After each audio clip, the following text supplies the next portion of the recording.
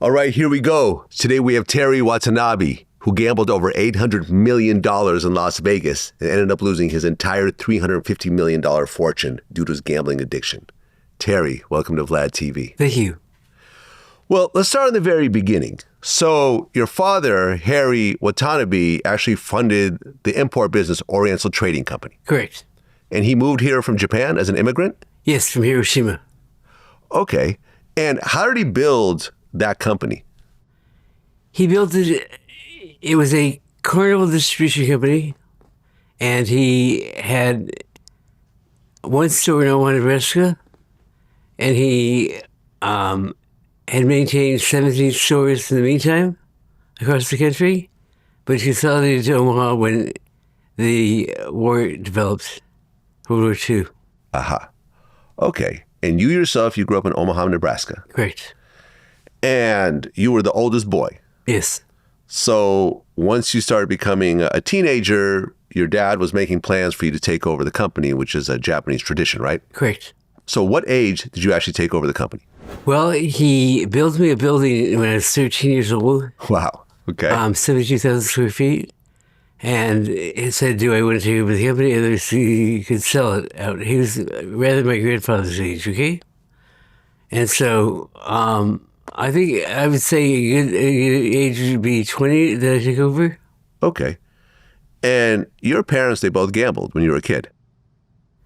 Yes, my mother, just Keno and Lotto, but my father gambled. He was a bookie. Mm. Okay, so gambling was already normal in your household. Yes. Okay, so at age 20, you became the CEO of your father's company.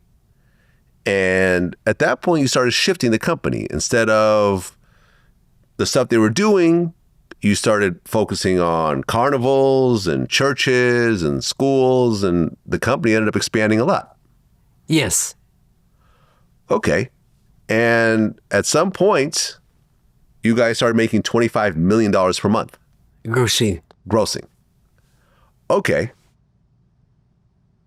And that company, which started out small, you grew it into $300 million in revenue a year by 2000. Yes. Okay. So now that you're making all this money, what were you doing with it early on? Just buy back shares of the company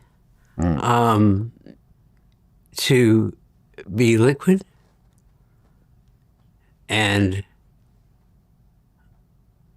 to reinvest. Gambling really hadn't affected me, gambling had affected my life, but not to the point where it controlled my life. The addiction really started developing when I was in my 20s. Okay.